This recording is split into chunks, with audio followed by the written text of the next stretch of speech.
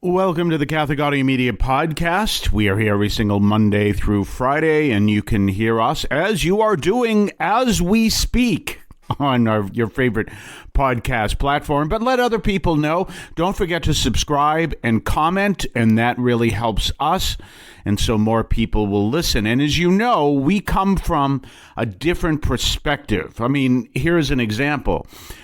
We talked about Catholic understanding of vampires this week. So I'm sure you're not hearing that on a lot of the other programs. And we got another interesting program for you next week, which will be a challenge because if you notice our slogan there, we follow what Christ did, which is the greatest act of defiance. And what we want to do is stand up and teach the Catholic faith as it truly is. What I often teach from the altar is teach what the church actually says, not what people say it does. So, in light of that, that's what we do here. So you may hear things that are a little different. We're not always saying to you, as so many other of the online Catholic influencers say, you have to work really hard so you don't end up in hell. We don't work that way because, yes, is there a hell? Yes. What does the church say? Who goes to hell? You have to actually work pretty hard to do that. That's a whole different story for another time. But if you really understand what church teaching is, you have to obstinately reject God's grace consistently right to the end. So just be aware of that. Well, we have an interesting passage today. This is one of those passages that you probably don't hear a lot about, and although it is today's, and it really raises a lot of questions, but we have to understand it within context. This sounds a lot like the story of King Midas, which was a myth from the ancient Greeks, but this is a whole different account. Similar story, but this is about someone who promised the Lord and then when had to make good on the promise went, oh, this isn't good. We see also another example of that in the Gospels. But here is the story. We're talking about Judges, and so we're continuing our walk through Judges. Remember, yesterday we talked about how there would be a king, and now we're talking much later, and we're talking about a man by the name of Jephthah. I may have pronounced that wrong, and he was a leader, obviously one of the judges of the Israelites. And there was a battle coming up. Now, again, why is there a battle? What is the whole point of God working through Israel? Remember, you can't understand it politically completely. You can't understand it historically. You have to understand it cosmologically. You have to realize that what happens is the Lord is injecting his wisdom into the Jewish people, and they become a vehicle of his wisdom until the coming of Christ. They remain always the chosen people, but they become a vehicle of his wisdom up into and including Christ, and then Christ's wisdom is spread through the apostles and everyone else throughout time. So that's an important distinction. This is one of the reasons why I believe in evolution. As I say every time, people who say they don't believe in evolution are talking about biological evolution, but there is obviously other forms of evolution as well. In either case, what's happening is now this vehicle of the wisdom of God is now moving into the promised land and we don't necessarily like the fact that this happened, but it did, conquering those other peoples that are not at a position they can understand the wisdom of God. Remember, when Israel is moving into the promised land, they have the one God. All the other cultures, completely, right up through the time of the Romans, which of course is long after this, were polytheistic. All of the other cultures were polytheistic. They worshipped what they considered to be gods, even though we understand through the wisdom of God, there are no other gods. And this even continues. This is another one of those fascinating things I talk about all the time, whereas there almost seems to be a common, putting it in computer terms, there is that mother chip, so to speak, that operating system where no matter where you go in the world, the operating system, you get on a computer and you know exactly what's going on. There's an old story about how many companies will introduce things, brand new things, more advanced things in other countries before they introduce them in the United States, because in the United States everyone sues. So they say, no, we're not going to introduce it here yet. We're going to introduce it somewhere else.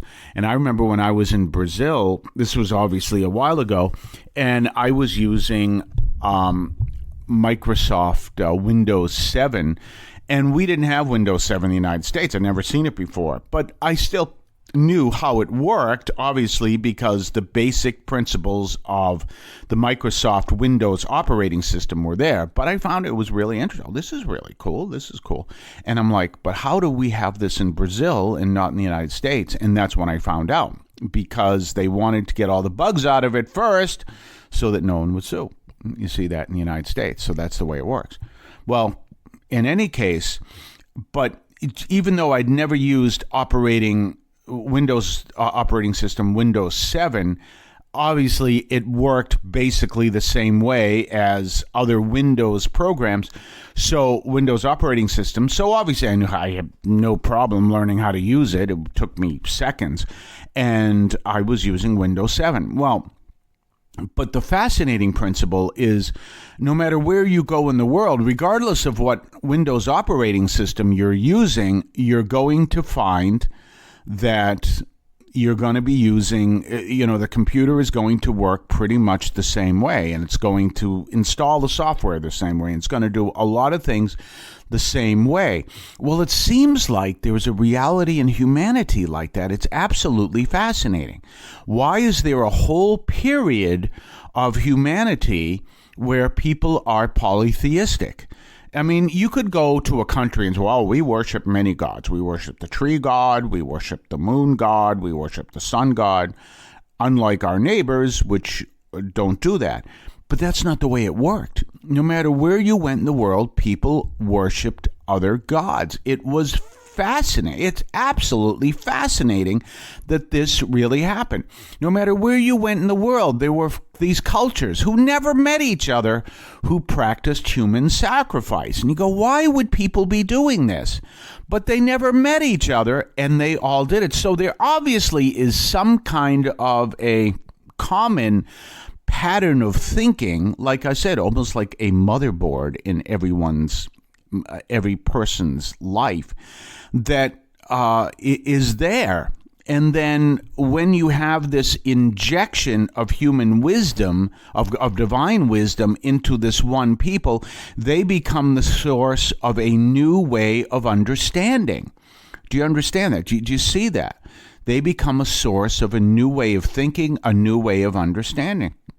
So we look at that and we see the source of this new way of thinking, this new way of understanding, but it's only them.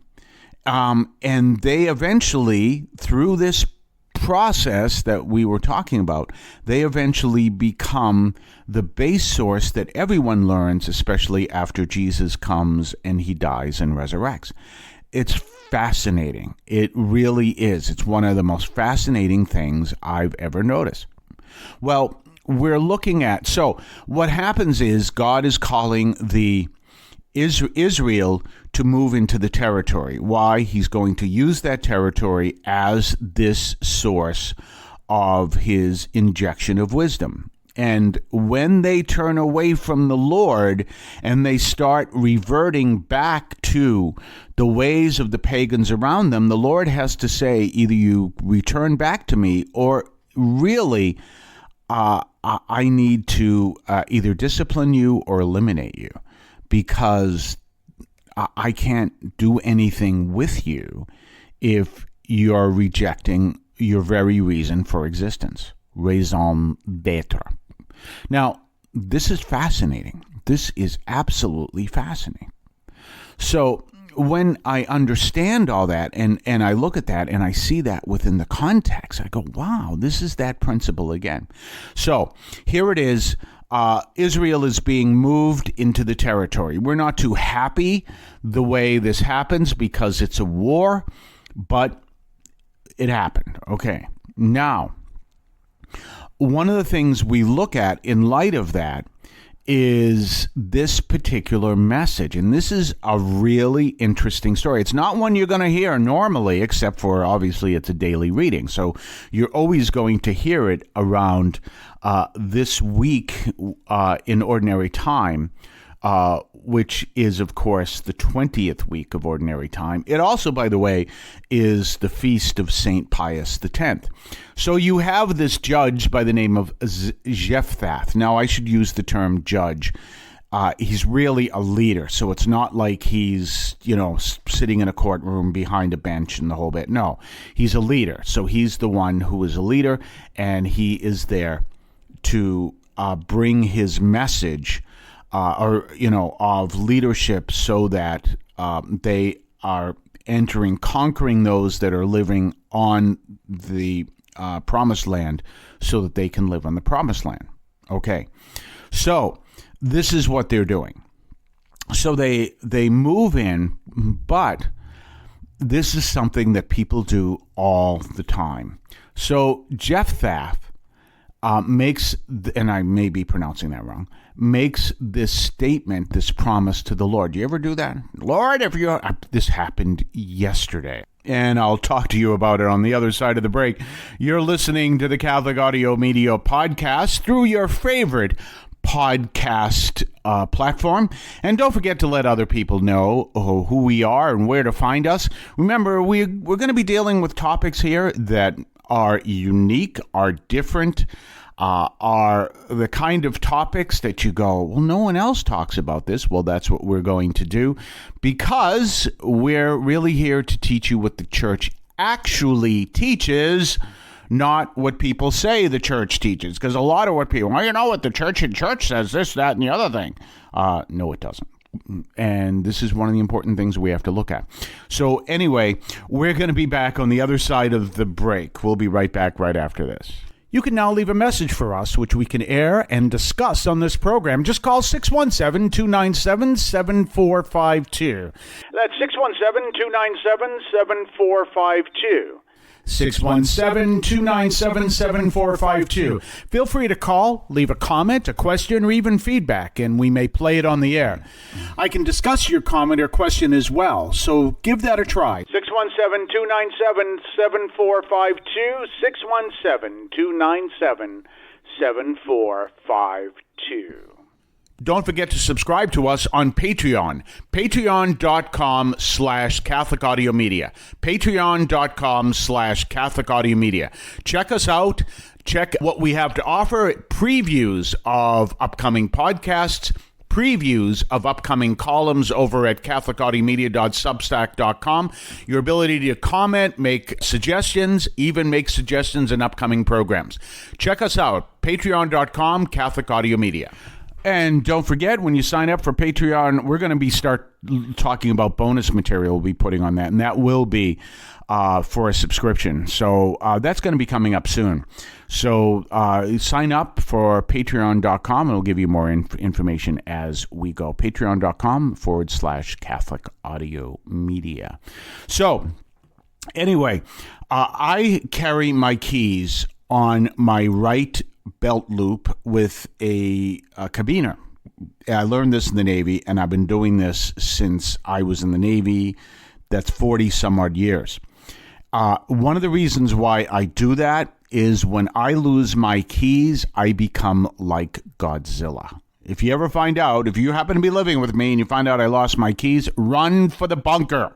Just go to the bunker. Oh, he can't find his keys. Where's the bunker? We're going to go down there till he finds his keys. I absolutely hate losing keys. Not that anyone likes losing keys, but I really, really just absolutely hate it, and I become like Godzilla. I couldn't find my keys yesterday, and I'm like, let's just say I'm saying things that I'm not going to say here. And I'm obviously praying. My aunt, Sister of St. Joseph, taught me many years ago, when you lose something, say 3 memoraries, which I in fact did. And I prayed and prayed, and where the heck, I'll say here, are my keys? Well, what had happened is I did another interview, which you'll hear next week. This is from Justin, from a ministry called Empty Chairs. Will be interesting for you next week. Again, another example of something you don't hear on other channels. And what happened was, I, for the first time, whenever you hear my interviews, you hear them as phone interviews, but this is the first time I used Google Meeting. So I used that instead, which obviously has a visual component, even though you won't see that. I only do audio on the podcast. But I had the sun shining in, so I closed these drapes that are sitting next to me, so I didn't have this bright sun showing on the video. And I put my keys prior to that on the mantle. So I couldn't find my keys because they were behind the curtains. And then finally I found them, and I stopped being Godzilla. And that's the way it is. So, but you sit there and, Lord, if you help me find my keys, I'll never eat dessert again. And then all of a sudden you find it and say, well, maybe some desserts.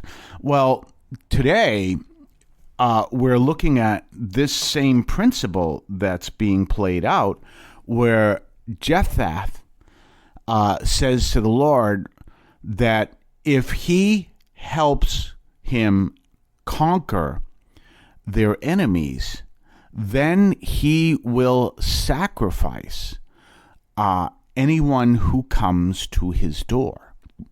And who comes to his door but his daughter? So here is the big discussion, and this is, you look this up. This is Judges 11:29 through 39. So look this up on the internet, because obviously I had to do research for this. Look this up for the internet, because you see there is great discussion about this passage, because the obvious question is, did he then do human sacrifice on his daughter? Because you look at this and say, what is going on? Now, you have to understand this. Is it possible he did that? Well, it doesn't make sense. It would be similar to me saying to the Lord, Lord, if you help me find my keys, I'll start worshiping Ra, the sun god, I think, was of the Egyptians. Well, why would the Lord answer that prayer? Why would the Lord, okay, you can answer, yeah, that'd be great if you go start worshiping Ra, except the fact I consider that the worst of all sins. That's not how God sounds. But you understand what I'm saying? It doesn't make any sense. Well, from the time of Abraham, human sacrifice was forbidden in the Jews. Again, one of those fascinating things that happened. All the other cultures, right up through the Romans, many cultures, and right up through the Aztecs, the Mayans, and the Incas, practiced human sacrifice, even though they never met each other. Why? That is just absolutely fascinating. I just have to ask the question, why were these cultures who never met each other? This is one of the great mysteries. So, but God forbade human sacrifice from the time of Abraham. Absolutely forbidden. So why would this be done? So people are asking, did he really sacrifice his daughter? And if you look carefully, you're going to see it isn't clear whether he did or he didn't. But looking at other clues, you find out that most likely he didn't, but he did a different kind of sacrifice. Now, one of the sources I looked up, now here's one of the things you got to look at. I am Catholic. And there are people who will make statements on this who are not Catholic. They are Christian, but they're not Catholic. We don't agree on a lot of things. But when you have something like this, I can always go to a Catholic source, which, by the way, I didn't find one. So I'd probably go to a library, but I didn't have time to do that. But I find online a non-Catholic but Christian source, and one of them here is called Defending Inerrancy. So what they do, it's defendinginerrancy.com, and what they do is they turn around and say, well, if we believe the Bible has no errors in it, and we find what looks like an error, we have to figure this out, because that means that there's a mistake or there's an error in the Bible, and then how do we believe anything? That's because they believe in sola scriptura. They believe that the Bible alone is the source of revelation, whereas we as Catholics believe Scripture and tradition, and I can give you 1,000 reasons why that's the case. And it's true. It's Scripture and tradition makes a big difference, and it's right in the Bible. But it doesn't matter, because why would I go there when I'm not Catholic? Because they have a vested interest in helping people to understand what the Bible actually says, not what people think it says. Just like I'm all about teaching what the church actually says, not what we think it says. So what they bring out in their description of the passage is that what we're actually seeing is there's two kinds of sacrifice. He promised, he said, well, I will sacrifice my daughter, but he doesn't do human sacrifice. There's two kinds of sacrifice. There is the human sacrifice, forbidden, and there's another sacrifice of service. So what they point out is she goes for 2 months, this is in the Bible, she goes for 2 months to mourn her virginity, which means mourn the fact that she will never have children. And then she comes back. So what they're saying is, why would she mourn her virginity if she was getting ready to die? It wouldn't make any difference. So what they're really saying is he's going to put her in service to the Lord, but in doing so that she will be a virgin, which means he will never have from her a grandchild, and he will never have a son-in-law. So do you see that? So it's a different kind of sacrifice. Now, that's what they say. But you know what? That makes sense, because, again, you got to look at that. Is the Lord going to request or even agree to a decision that he abhors? And what does he consider? All of this he considers horrible. You know, a good example of this is St. John Vianney talked about the worst kind of sin. The worst sin, one of the worst sins, is detraction.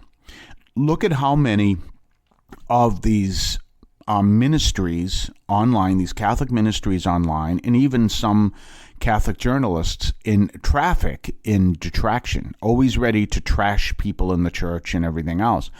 And they do that even though St. John Vianney considered that one of the worst sins ever. And therefore, you turn around and say, how are they doing God's work? How are they doing God's work? If they're doing it by promoting a sin that is considered the worst of all sin, one of the worst of all sins. Well, this would be similar. Why would the Lord agree to such a heinous sin that he absolutely said, under no circumstances is this allowed in Israel, and that is human sacrifice. And one of the reasons why he destroyed the nation of Israel many centuries later is because they were practicing human sacrifice. So you see that. And one of the reasons why that led to the Babylonian exile, they practiced human sacrifice, absolutely forbidden. So why would the Lord allow human sacrifice? So back to biblicalinerrancy.com, and don't ever be afraid to check these sites out, even if they're not Catholic. Back to biblicalinerrancy.com, they're bringing out the fact that it wouldn't make sense for, number one, a king or a judge, not a king, who is from Israel to offer human sacrifice to God since he forbade it. Secondly, her mourning her virginity makes no sense if she was going to die in 2 months. So they said that's actually what happened, but you're going to find that's a real question. Did this judge offer his daughter in human sacrifice? This is the kind of thing they teach in graduate schools, although they didn't teach it in mine, but this is a real question. And these kind of things, and so you see this as the daily reading. So when you're going to Mass today, and if you're going to Mass today, and you're surrounded by all these people who are listening to this, and they don't understand, because, they hear this like everything else, they don't understand how controversial this passage is. And this passage is severely controversial. So you look at that, you understand this extreme controversy of this particular passage. Fascinating story. So in any case, one of the things to look at is to bring an understanding of, that little bargaining thing. Make sure if you do that little, Father, God, if you help me find my keys, I'm going to become a missionary in Antarctica for the rest of my life. Well, don't promise anything that you don't want to deliver. And if you find that you promise something that you really can't deliver, it's not a sin. Just let it go. A lot of people get worried about that. Yeah, but I promised I'd become a missionary in Antarctica. Well, there's no way you're going to do that. So don't worry about it. No, I've actually never met anyone who actually said that to me. In any case, we're going to talk more on the other side of the break. You're listening to the Catholic Audio Media Podcast right here on your favorite podcast platform. We'll be right back after this. You can now leave a message for us, which we can air and discuss on this program. Just call 617-297-7452. That's 617-297-7452. 617-297-7452. Feel free to call, leave a comment, a question, or even feedback, and we may play it on the air. I can discuss your comment or question as well, so give that a try. 617-297-7452, 617-297-7452.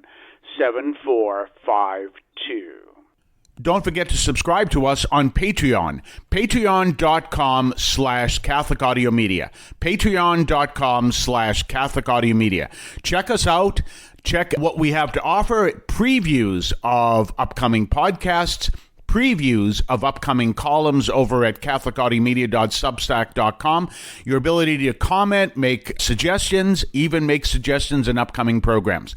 Check us out. Patreon.com, Catholic Audio Media. And don't forget, coming up, in a relatively short amount of time, I haven't put it all together of how I'm going to do this. We're going to be offering extra content that will be by subscription. Coming up, and so as we put that together and discuss that. In any case, this is a really powerful reading. It's one that's just rather controversial in certain circumstances, certain circles rather. And don't forget, so if you happen to go to Mass today and you have everyone, sitting there and saying, "Oh, isn't this an interesting story?" and they may be paying attention, they may not. Even if you have like coffee afterwards, do you think he sacrificed his daughter? What? Well, go back and read what it says. And you can have a discussion and you'll know what the actual story is. And don't forget what else I said. Just because someone's not Catholic doesn't mean you shouldn't listen to them. You know who taught that? Oh, Father, are you sure that's Catholic teaching? You know who taught that? Fulton Sheen. Absolutely. Fulton Sheen. He really spoke very strongly to priests who said, no, if it isn't Catholic, I'm not going to read it. Fulton Sheen said that. So that's an important distinction as well. So keep that in mind and do understand that it's a fascinating story. Again, if you have coffee, you go someplace for coffee after Mass, you want to have a discussion. Hey, there you go. Did he, in fact, sacrifice his daughter? good discussion to have. In any case, we're going to be back tomorrow, as we always are every single day. Tune us in. Let people know. Make comments. Subscribe. Check out our Patreon, patreon.com/Catholic Audio Media, and have yourself a blessed day.